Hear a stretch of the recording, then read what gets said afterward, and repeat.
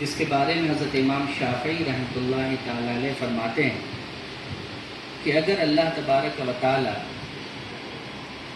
صرف اس صورت مبارکہ کو اتار دیتا، بقیہ قرآنی آیتوں کو نہ اتارتا، تو کوئی ضرورت نہیں تھی، لوگوں کی ہدایت کے لیے یہی سورہ کافی تھی۔ یہ ایسی صورت مبارکہ ہے جس کے اندر اللہ تبارک و تعالی نے قرآن مجید کے مکمل مضامین کو جمع فرما دیا ہے۔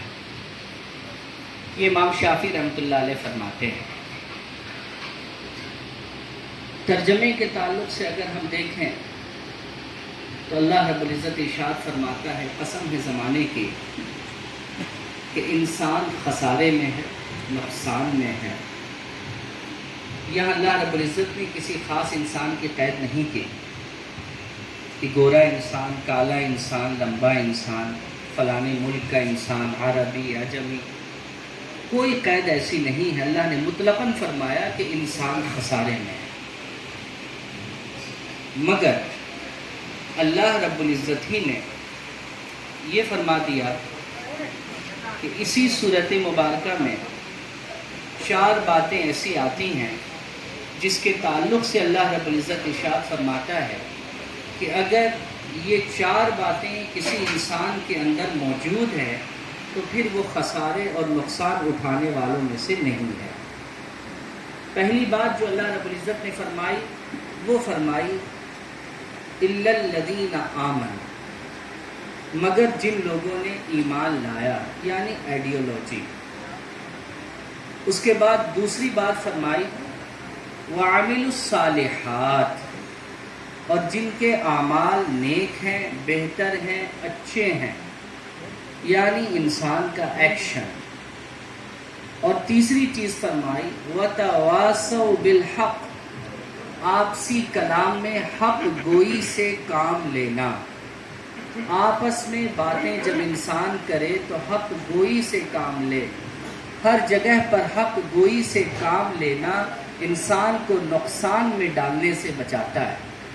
اور چوتھی بات اللہ رب العزت نے فرمائی صبر سے کام لینا، کیونکہ انسان جب حق گوئی کی طرف بڑھے گا، سچ کی طرف بڑھے گا، تو بالیقین اسے اس دنیا میں پریشانیاں لاحق ہوں گی، مگر اس کا دفاع کیسے ہوگا؟ صبر کے ذریعے ہوگا۔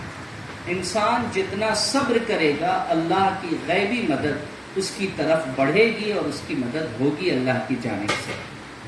یہ 4 باتیں ایسی ہیں جس کے بیان کے بعد اللہ رب العزت نے یہ بات واضح کر دی کہ انسان در حقیقت خسارہ اور نقصان میں ہے، مگر 4 چیزیں اگر اس کے اندر ہے تو وہ اپنے آپ کو نقصان سے بچا سکتا ہے۔ پہلی آئیڈیالوجی، دوسرا ایکشن، تیسرا صاف گوئی، حق گوئی، چوتھا صبر۔ آپ ذرا قرآن مجید کو دیکھیے، اللہ تبارک و تعالیٰ کا یہ خاص فضل ہے، اس کی مہربانی ہے کہ قرآن پاک میں جو سورتوں کی ترتیب دی گئی ہے وہ ترتیب بھی ہمیں اور آپ کو بہت ساری باتیں بتاتی ہیں، اور اس کے ذریعے ہمیں بہت سارا سبق بھی مل جاتا ہے۔ جیسے آپ دیکھیں کہ سورہ عصر کے بعد جو سورہ آتی ہے، سورہ ہمزہ، اس صورت مبارکہ کے اندر کیا ہے؟ اس صورت مبارکہ میں اللہ تبارک و تعالی نے کیپٹلزم کے بارے میں لوگوں کو بتایا، سرمایہ داری نظام کے تعلق سے لوگوں کو بتایا کہ جہاں سرمایہ داری نظام چلتا ہے وہاں پر انسان نقصان میں پڑے گا ہی پڑے گا۔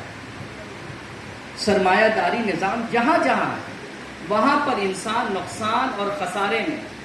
آپ دیکھیے کہ جہاں کہیں بھی سرمایہ داری نظام ہوتا ہے وہاں کیا ہوتا ہے؟ امیر ہوتے چلے جاتے ہیں اور غریب غریب ہو کر رہ جاتے ہیں، غریب اور زیادہ غریب ہو جاتے ہیں، امیر اور زیادہ امیر ہو جاتے ہیں۔ نتیجتاً کیا ہوتا ہے کہ امیر غریبوں پر ظلم و زیادتی کرنا شروع کر دیتے ہیں، اور اللہ کے کسی بھی بندے پر ظلم و زیادتی کا کرنا یہ کبھی بھی فائدے کا کام نہیں ہے، بلکہ یہ کام محض ایک نقصان کا ہی کام ہے۔ اس کے ماں سوا یہ کوئی فائدے کا کام نہیں ہے۔ اللہ رب العزت نے کیا فرمایا؟ الذی جمع مالا وعددہ، اگر تم اپنے مالوں کو گن کر کے جمع کرتے ہو، اکٹھا کرتے ہو، سرمایہ داری نظام لاتے ہو، تو یہ تمہارے لیے نقصان دہ ہے۔ اس کے ذریعے تم خسارہ ہی اٹھاؤ گے، نقصان ہی اٹھاؤ گے، تمہیں فائدہ حاصل نہیں ہو سکتا۔ یہ قرآن کی ترتیب ہے۔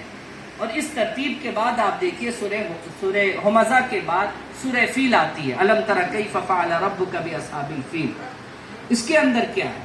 اس کے اندر اللہ رب العزت نے ملوکیتی نظام کے تعلق سے گفتگو کی ہے، جس کو غالباً انگلش میں امپیریلزم کہتے ہیں کہ ملوکیتی جو نظام ہے یہ بھی انسان کے لیے بڑا نقصان دہ ہے۔ آپ دیکھیے کہ ابرہہ کا جو تذکرہ ہے سورہ فیل کے اندر، ایک بڑی لشکر لے کر یمن سے چلا، کہاں؟ خانہ کعبہ، کہ وہاں جائیں گے اور اللہ کے گھر کو مسمار کر دیں گے، ختم کر دیں گے۔ لیکن نتیجہ کیا ہوا؟ تاریخ آپ سبھی لوگوں کے سامنے ہے کہ یمن سے ابرہہ نکلا، ایک بڑی فوج لے کر کے نکلا۔ مقصد کیا تھا؟ اللہ کے گھر کو ڈھا دینا، اللہ کے گھر کو توڑ دینا، اللہ کی نشانی کو مٹا دینا۔ پہل تو اس نے یہ کوشش کی کہ یمن میں ہی اس نے ایک بہت بڑا چرچ بنایا، بڑا خوبصورت بنایا، ہیرے جواہرات سے اس نے اس پورے چرچ کو مزین کر دیا اور ساری دنیا میں اعلان کروایا کہ ہم نے بہت خوبصورت گھر بنایا ہے خدا کا، آؤ آؤ یہاں آ کر کے اسے دیکھو۔ مگر کوئی وہاں نہ جاتا، ہر آدمی خانہ کعبہ کو جاتا۔ لاسٹ میں جب وہ بہت زیادہ چڑ گیا اس بات سے، تو اس نے فیصلہ کیا کہ چلتے ہیں اور خانہ کعبہ کو ہم ڈھا دیتے ہیں تاکہ لوگ ہمارے پاس چلے آئیں، تاکہ لوگ ہمارے یہاں چلے آئیں۔ نتیجہ کیا ہوا؟ اللہ رب العزت نے ایک چھوٹے سے پرندے کے ذریعے ان لوگوں کو عبرتناک موت دی۔ اللہ نے ایسی ہار جو قیامت تک کے لیے ایک تاریخ بن کر کے رہ گئی۔ حضرت عبد المطلب کے بارے میں آپ جانتے ہیں کہ ابرہہ نے جب خانہ کعبہ سے کچھ دوری پر پڑاؤ ڈالا تو حضرت عبد المطلب گئے اور جا کر کیا کہتے ہیں کہ تم نے میرے چند اونٹوں کو قبضہ کر لیا، مجھے اپنا اونٹ دے دو۔ تو کہا ارے بھائی بڑے کمال کی بات ہے، تم سردار ہو یہاں کے، متولی ہو خانہ کعبہ کے، اور تم اس طریقے کی بات کہتے ہو کہ میرا اونٹ ہے، تم مجھے میرا اونٹ دے دو، تمہیں کعبہ کی کوئی فکر نہیں ہے۔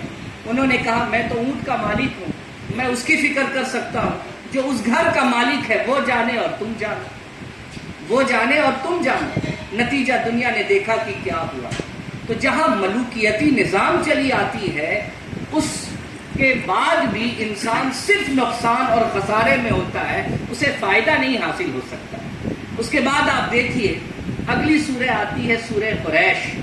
اس کے اندر نیشنلزم کے بارے میں کہا گیا ہے۔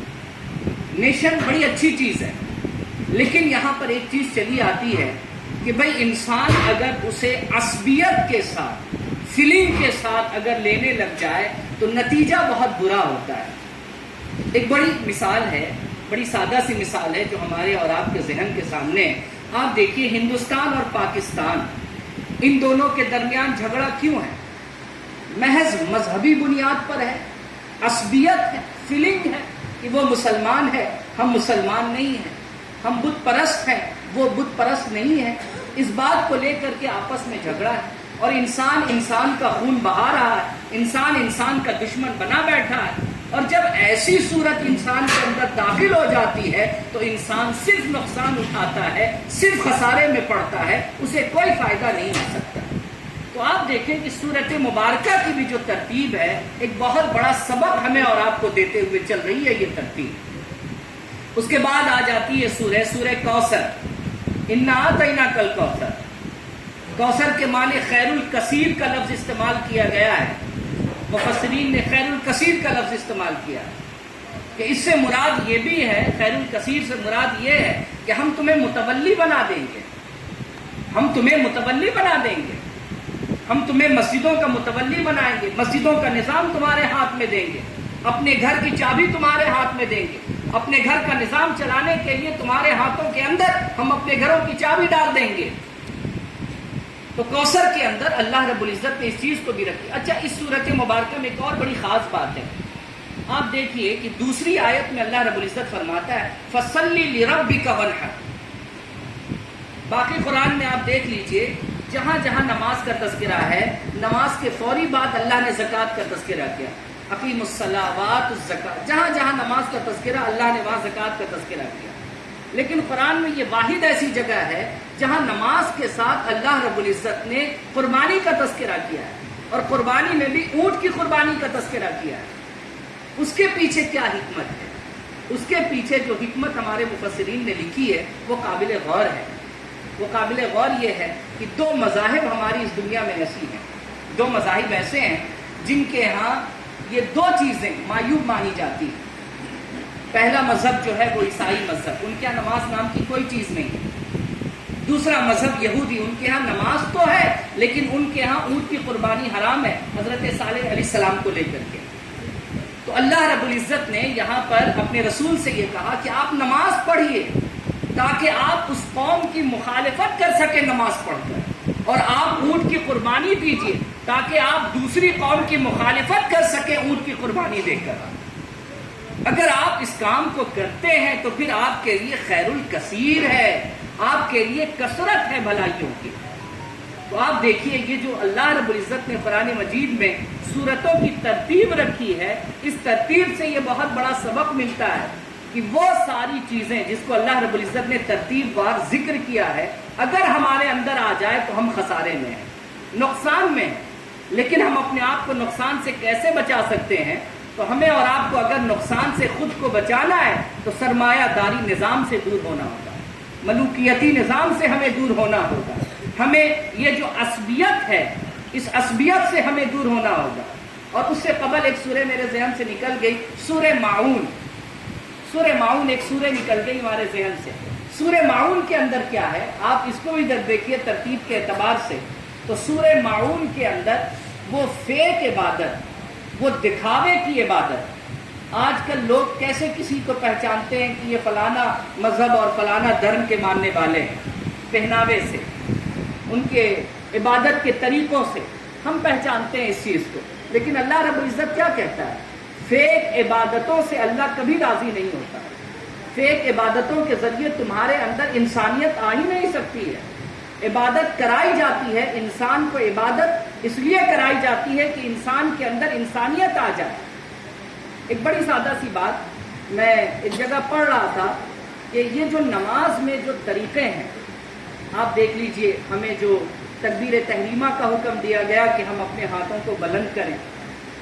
اب کسی کے ہاں کاندھے تک ہے، کسی کے ہاں کان کی لو تک ہے، کسی کے ہاں دونوں کے درمیان ہے، اس سے کوئی فرق نہیں پڑتا. لیکن بات یہ ہے کہ تکبیر تحریمہ میں آپ کو اپنے دونوں ہاتھ کو اٹھانا ہے. اور کس انداز سے اٹھانا ہے؟ جیسے ایک ہارا ہوا آدمی جیتے ہوئے کے سامنے سرنڈر کرتا ہے، اس کے سامنے سرنڈر کرتا ہے. دونوں ہاتھ اٹھانے کا مقصد کیا ہے؟ ہینڈز اپ کا مقصد کیا ہوتا ہے؟ کہ ہم نے سرنڈر کر دیا، ہم تمہاری طاقت کے آگے خود کو جھکا دیتے ہیں. یہی سب سے بڑا مقصد ہے. تو بزرگوں اور دوستوں، تو نماز کے اندر یہ جو تکبیر تحریمہ ہم اور آپ دیکھ رہے ہیں، یہ تکبیر تحریمہ سب سے پہلا سبق ہمیں اور آپ کو یہ دیتا ہے کہ جب تم اللہ کے سامنے رہو تو اللہ کے سامنے جا کر سب سے پہلے تم اس بات کا اقرار کرو دونوں ہاتھوں کو اٹھا کر کہ مالک ہم بڑے کمزور، لاچار، بے بس اور مجبور ہیں تیری طاقت کے آگے، تیری قدرت کے آگے. ہم بے بس ہیں، لاچار ہیں، مجبور ہیں. یہ تو ایک بہت چھوٹی سی مثال ہے جو میں نے آپ کے سامنے دی ہے. لیکن اس بات کو آپ سمجھیے کہ عبادت جو کرائی جاتی ہے، انسان کے اندر اس چیز کو پیدا کرنا جس چیز کے ذریعے انسان کے اندر انسانیت آتی ہے، جس کے ذریعے انسان دوسرے انسان کے کام آتا ہے، جس کے ذریعے انسان کے اندر سے انا، تکبر، انانیت یہ سب دور ہو جاتی ہے. عبادت کرانے کا مقصد یہ ہے. لیکن ہمارے یہاں جو یہ فیک عبادت ہے، یہ جو دکھاوے کی عبادت ہے، اللہ اس کے بارے میں کیا فرماتا ہے؟ دکھاوے کی نماز پڑھنے والوں کے لیے تو ہم نے جہنم کا کنواں تیار کر رکھا ہے، اور ایسی نماز ہمارے حضور قبول نہیں ہوتی ہے. یہ سورہ ماعون کے اندر اللہ رب العزت نے فرمایا ہے. تو آپ دیکھیے یہ ساری چیزیں جو میں نے گنائی ہیں کہ پہلا جو میں نے بتایا کہ سرمایہ داری نظام اگر آ جائے تو انسان خسارے میں ہے، ملوکیتی نظام اگر آ جائے تو انسان خسارے میں ہے. اسی طریقے سے عصبیت انسان کے اندر آ جائے تو انسان خسارے میں ہے. اگر انسان کے اندر دکھاوے والی اگر عبادت آ جائے تو انسان خسارے میں ہے. انسان کو اگر خود کو فائدہ پہنچانا ہے تو اس کے لیے اس کو اپنی آئیڈیالوجی کو صحیح کرنا ہوگا.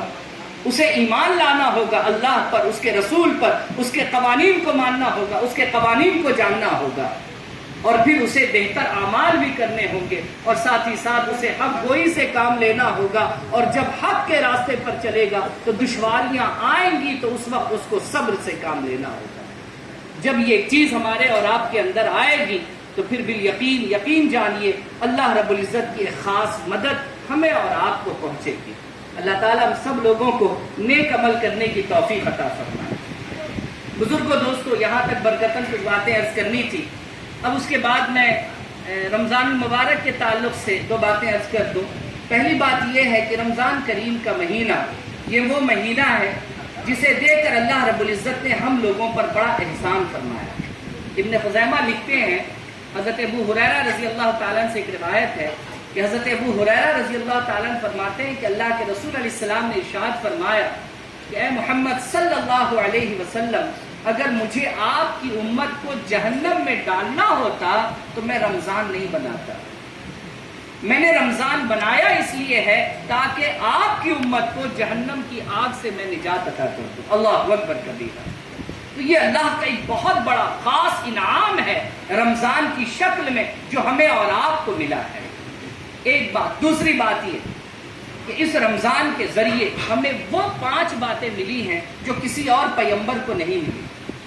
جیسے پہلی بات جو آپ صلی اللہ علیہ وسلم کی امت کو ملی وہ یہ ملی کہ رمضان کی جو پہلی تاریخ ہوتی ہے، اللہ رب العزت اس پہلی شب میں اپنے بندوں پر مہربانی کی نظر فرماتا ہے، مہربانی کی نظر فرماتا ہے، نظر عنایت فرماتا ہے۔ اور حدیث پاک میں آیا ہے کہ اللہ جسے عنایت کی نظر سے، مہربانی کی نظر سے دیکھ لیتا ہے، اللہ رب العزت پھر اس پر عذاب نہیں اتارتا، پھر اس پر عذاب نہیں اتارتا۔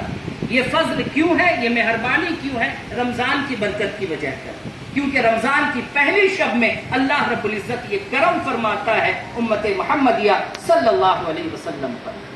دوسری چیز، نبی کریم علیہ السلام فرماتے ہیں کہ روزے دار کے منہ کی بو اللہ رب العزت کو اس قدر پسند ہے جیسے مشک کی خوشبو۔ اللہ کو اس قدر روزے دار کے منہ کی بو پسند ہے۔ شام کے وقت جو ہمارے منہ سے اسمیل آتی ہے، بدبو آتی ہے، ہم بظاہر اسے بدبو کہتے ہیں۔ حافظ ابن کثیر نے ایک بات لکھی ہے کہ حضرت موسیٰ علیہ السلام نے 30 دن کا چلہ کیا تھا طور پر، 30 دن کا چلہ، اور مستقل آپ روزہ رکھتے رہے، مگر جب آپ اللہ سے کلام کرنے کے لیے گئے تو آپ نے مسواک کر لیا، منہ دھو لیا اپنا۔ جب اللہ کے حضور گئے تو اللہ رب العزت نے فرمایا موسیٰ تمہارے منہ سے مجھے وہ خوشبو نہیں آ رہی ہے جو ایک روزے دار کی ہوتی ہے۔ کہا بار الہ میں نے تو مسواک کر لیا کیونکہ تجھ سے کلام کرنا تھا۔ تو اس پر آپ نے فرمایا حضرت موسیٰ علیہ السلام نے کہ اللہ تبارک و تعالیٰ نے پھر مجھے حکم دیا کہ 10 دن اور بڑھاؤ تاکہ وہ منہ کی بو میں پسند جو کرتا ہوں وہ بو میں تمہارے منہ سے سونگھوں اپنی شان کے مطابق۔ جو اللہ کی شان ہے، سننے دیکھنے سننے کی جو شان ہے اس کی، وہ اپنی شان کے مطابق اللہ جو پسند کرتا ہے۔ تو اللہ رب العزت کو اس قدر روزے دار کے منہ کی بو پسند ہے۔ تو یہ دوسری چیز جو کسی اور امت کو نہیں دی گئی۔ تیسری چیز، اللہ تبارک و تعالیٰ اپنے سارے فرشتے کو پورے رمضان میں صبح سے لے کر شام تک اس کام کے لیے لگا دیتا ہے کہ وہ روزے داروں کے حق میں دعائیں مغفرت کریں۔ سبحان اللہ العظیم۔ وہ روزے داروں کے حق میں دعا کریں، صبح سے لے کر شام تک اللہ تبارک و تعالیٰ اس کام کے لیے لگا دیتا ہے۔ یہ چیز جو امت محمدیہ کو ملی ہے وہ کسی اور کو نہیں دی گئی ہے۔ اسی طریقے سے اللہ تبارک و تعالیٰ جہنم کی آگ سے امت محمدیہ کو اس رمضان میں نجات عطا فرما دیتا ہے۔ اللہ اکبر کبیرہ۔ جو کسی اور امت کو یہ چیز نہیں دی گئی ہے، تو یہ محض ہمیں اور آپ کو دی گئی کیونکہ ہم حضرت محمد صلی اللہ تعالی علیہ وسلم کی امت میں پیدا کیے گئے ہیں۔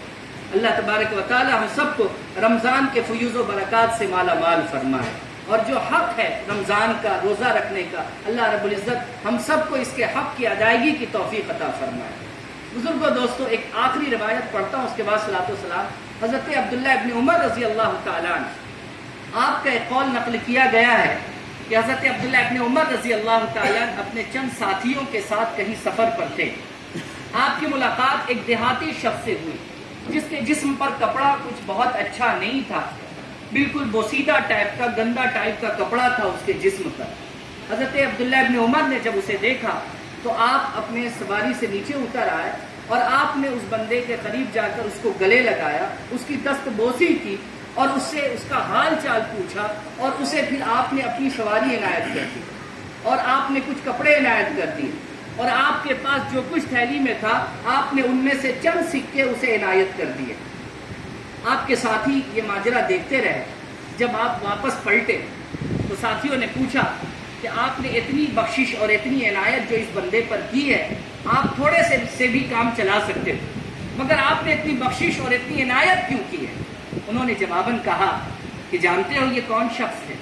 تمہیں لگ رہا ہے کہ یہ دیہاتی ہے، بدو ہے، لیکن حقیقت یہ ہے یہ میرے باپ حضرت عمر کا دوست ہے، یہ میرے باپ حضرت عمر کا دوست ہے۔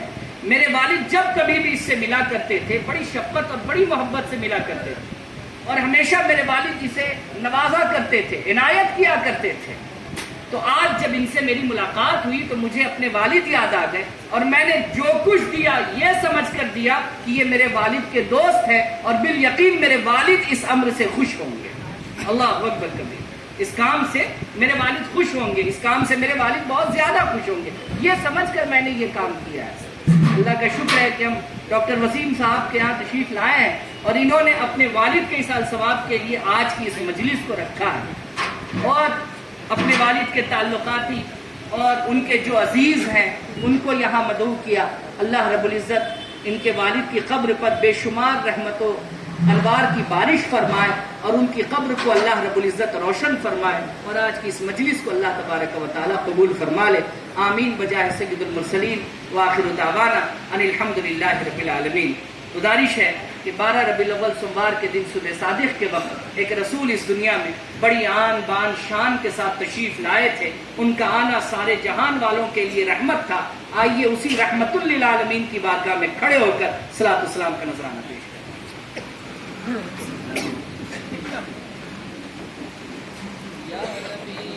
سلام علیکہ یا رسول، سلام علیکہ یا حبیب، سلام علیکہ، صلوات اللہ علیکہ، طلع البدر علینا من ثنیات الوداع وجب الشکر علينا ما دعا لله داعي يا نبي سلام عليك يا رسول سلام عليك يا حبيب سلام عليك صلوات الله عليك الصلاة والسلام عليك يا رسول الله الصلاة والسلام عليك يا حبيب الله وعلى آلك وأصحابك أجمعين۔